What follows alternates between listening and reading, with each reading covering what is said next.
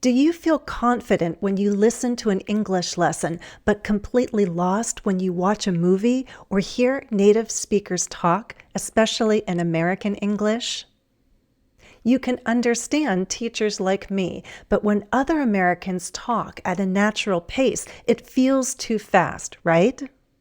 You can't catch all the words, so you may think, is my English not good enough? Your English is good, and it's getting stronger, but you need to understand how fast spoken English works. Hi, I'm Jennifer, and I'd like to offer 7 tips for understanding fast American English. Tip 1, you need to continue to invest time and effort in learning the language. To understand a range of conversations, podcasts, and other forms of spoken English, you need to continue to study vocabulary and grammar. Don't memorize long lists of words. Try to learn words and expressions in context. This includes idioms and phrasal verbs. You need meaningful and memorable contexts. Check out my playlists on vocabulary and phrasal verbs and make time to review. Tip 2, become familiar with linking. It can be hard to hear individual words because they link. One word connects to another. There are 3 basic kinds of linking. First, consonant to vowel. A final consonant sound can link to a following vowel sound. This happens a lot with articles and prepositions. Repeat after me. Has a car. Have a bike. Like a dream. One of a kind. Now listen as I say these phrases in fast English. I'll put them in full sentences. She has a car. I have a bike.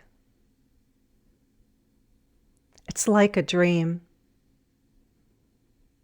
It's one of a kind. Did you understand? Second, vowel to vowel. We connect 2 vowel sounds within a word or between words by using a Y sound, y, or a W sound, w. Repeat after me, first slowly and then faster. We'll use a Y sound to link vowel sounds. Me as well. Me as well. Way off. Way off. Why ask? Why ask? Soy and dairy. Soy and dairy. I'll give you a little hint there. With and, I'm losing the D sound. Soy and dairy. Now we'll practice linking vowel sounds with the W sound, w, after ow, oo, and o. Repeat after me, first slowly and then faster. Now and then. Now and then. I'm also losing that D in and. Now and then. 2 answers. 2 answers. So awesome. So awesome. Now listen as I say these phrases in fast English. I'll put them in full sentences. He told me as well. The number was way off. Why ask? I avoid soy and dairy. I go now and then. He gave 2 answers. That's so awesome. Did you understand? Third, consonant to consonant. To say a phrase smoothly, we don't break between 2 consonant sounds. say them on the same breath. We use the same airflow, as in rock star, not rock star, but rock star. Just breathe out. Rock star, not rock star, but rock star. The same breath. It's harder to hear two individual words when the first one and the second one share the same consonant sound, meaning the first one ends with a certain consonant and that same sound starts the next word. Listen. A nice summer. Nice ends with S, and summer starts with S. A nice summer. We say it as one long S. A nice summer. A nice summer. A good day. Good ends with D, and day starts with D, and we say it as one longer D. A good day. Tip 3, learn the different pronunciations of the American T. You hear a true T sound, T, in words and syllables that start with a T. Time, take, attach.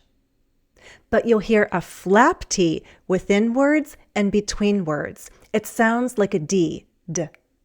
It's a quick tap of our tongue on the tooth ridge, that hard bump behind your upper front teeth.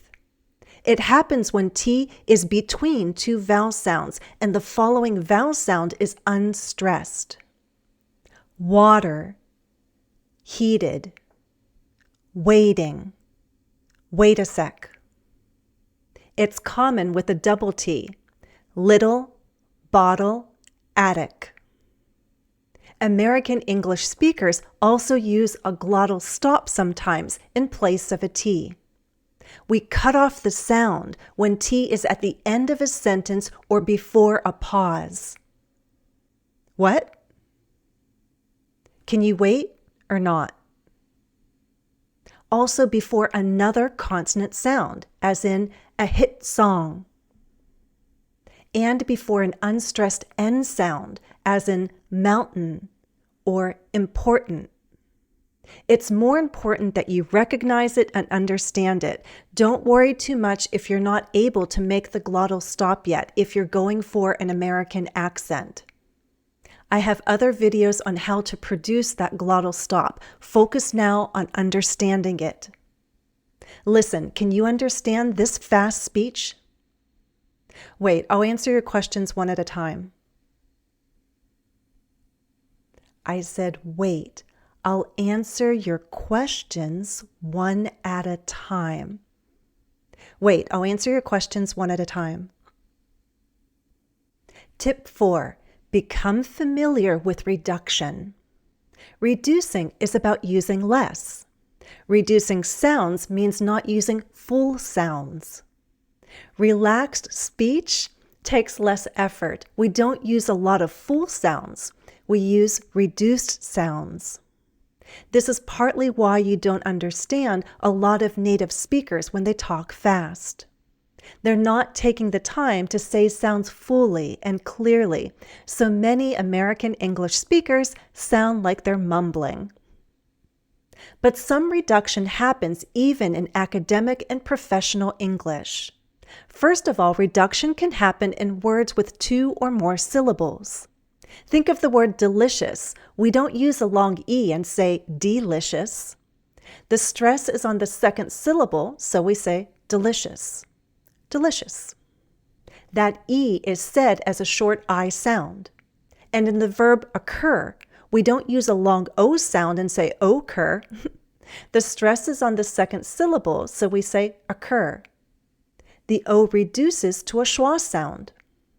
Unstressed vowel sounds are often reduced. They can sound like a schwa sound, or a short I sound, I. In English, we stress words that carry meaning. We call them content words. Content words are basically nouns, main verbs, adjectives, and adverbs. Other words are function words, and they're not usually stressed. They get reduced. We had the phrase one at a time. We don't say a, we use the schwa sound one at a time. Is a function word. The preposition at is also a function word, so I don't use the full short A sound, at, I reduce it. One at a time. Listen to these sentences with reduced sounds and common function words. I'll see you at 2. I don't have an answer. I can help. I said that I can help. I helped them last week. What does it mean? Let's go to the store. Words with a vowel sound plus R often reduce to as in their, sounding like their house. Their house is blue. Listen, fur, the key for the back door. Or, the front or back door. Are, what are these? In very relaxed spoken English, you'll hear very reduced speech, but there are predictable patterns that American English speakers use. Some of these patterns are so common that some people use these non-standard words in written form. However, I strongly suggest that you only use them in spoken English. Be going to sounds like gonna, as in, I'm gonna go. Note how I didn't drop the helping verb be. I'm gonna, you're gonna, he's gonna, she's gonna, it's gonna, we're gonna, they're gonna. Want to can sound like wanna, as in, I wanna go.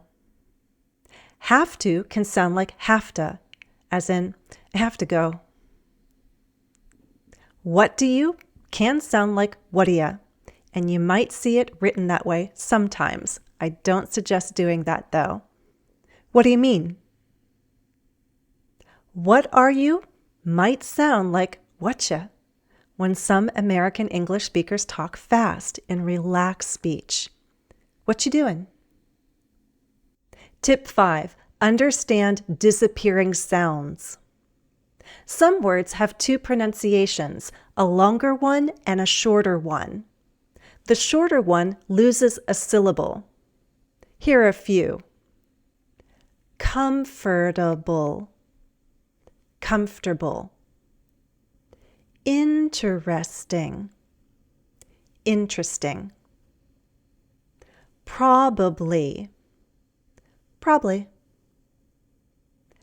Actually, actually. Sometimes we only lose a sound, not a whole syllable. For example, the adverb often is commonly said without the T in American English. Often. The T disappears in other words as well. For example, we often drop the T after an N and before an unstressed syllable. Plenty, plenty. Internet, internet. Atlantic, Atlantic. Are other sounds dropped? Yes. In very relaxed speech, some American English speakers drop the G in the ing ending. You'll sometimes hear doin', comin', tryin'. And we can drop the H in these function words. He. Is he here? Him. Tell him. Her. It's her favorite. And did you notice how I said favorite with 2 syllables? I have full lessons on words with pronunciation variations in American English. Check them out in my pronunciation playlist. Tip 6. Learn to recognize and use contractions in spoken English. Contractions are short forms. Many are standard, and we can also write them. For example, do not, don't, does not, doesn't, I will, I'll. When you hear he's, you must understand the grammar from context. It's a short form for either he is or he has. The contraction she'd could mean she had or she would. Again, you'll understand the grammar from context. Other contractions can be spoken forms. Many names and nouns contract with the verb is. My mom's not here. Jack's here. What's that? There are informal contractions with the verb have. For example, when we have a modal verb plus have. These are perfect forms like could have done, should have done. Could have, could have. It could sound like could have or coulda. Should have can sound like should have or shoulda. Listen to these examples of fast speech. Can you understand? I could have done it. I should have told her. I have an entire digital bundle on contractions in American English. You can use my PDF and audio recordings to practice contractions in sentences, a dialogue, and even a poem. I'll put the link in the video description. Tip 7. The final tip is to understand thought groups. When we speak or read aloud, we group our words together in logical chunks of language called thought groups. Ideally, you want to learn to recognize and use thought groups. Thought groups are grammatical units like a subject, an object, or a prepositional phrase. Words within a thought group are linked to create smooth, connected speech. Inside a thought group, we can have stressed and unstressed words, content words, and function words. Try to listen for chunks of language. Within those chunks, focus on the content words. These sounds are said more clearly because the stressed vowel sounds are lengthened. Sometimes you can miss a few function words, but if you hear the content words, you can make sense of what people are saying, even though they're speaking very fast. I'm going to read a short text at a natural pace. First, I just want you to listen. Then I'll read again and show you the text with the thought groups marked. I'll have you listen a final time to a fast reading without the text to see if you can understand by focusing on the content words within thought groups. Here we go. Once there were two friends, and they would spend a lot of time together, just sitting on the front porch. Then one day, the first young man decided to get up and take a walk. The second felt more comfortable sitting, so he decided to stay put. The first young man strolled, and then for the sheer joy of it, he ran. His running took him through a sunny field, around the bustling town, and finally back home. He returned full of energy. Excited about all he'd seen, he looked for his friend, hoping to tell him about everything. But his friend had fallen into a deep sleep. In the same amount of time, one had lived an experience, and the other had missed out. Reading 2. Once there were two friends, and they would spend a lot of time together, just sitting on the front porch. Then one day, the first young man decided to get up and take a walk. The second felt more comfortable sitting, so he decided to stay put. The first young man strolled, and then for the sheer joy of it, he ran. His running took him through a sunny field, around the bustling town, and finally back home. He returned full of energy. Excited about all he'd seen, he looked for his friend, hoping to tell him about everything. But his friend had fallen into a deep sleep. In the same amount of time, One had lived an experience, and the other had missed out. Reading 3. Once there were two friends, and they would spend a lot of time together, just sitting on the front porch. Then one day, the first young man decided to get up and take a walk. The second felt more comfortable sitting, so he decided to stay put. The first young man strolled, then for the sheer joy of it, he ran.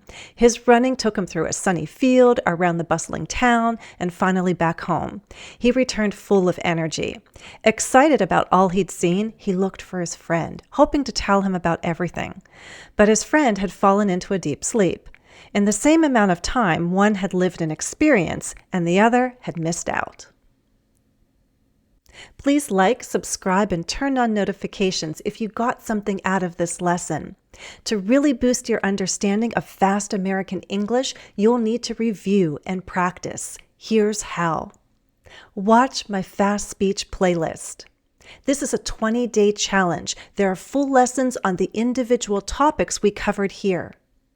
There are also 4 bonus listening tasks with my speech. There are also 4 short listening quizzes with me and another teacher who is also a native speaker of American English. The playlist has 6 audio lessons on American culture and more. And remember, you can get my digital bundle on contractions in American English. Check it out. The link is in the video description. That's all for now. Thanks for watching and happy studies.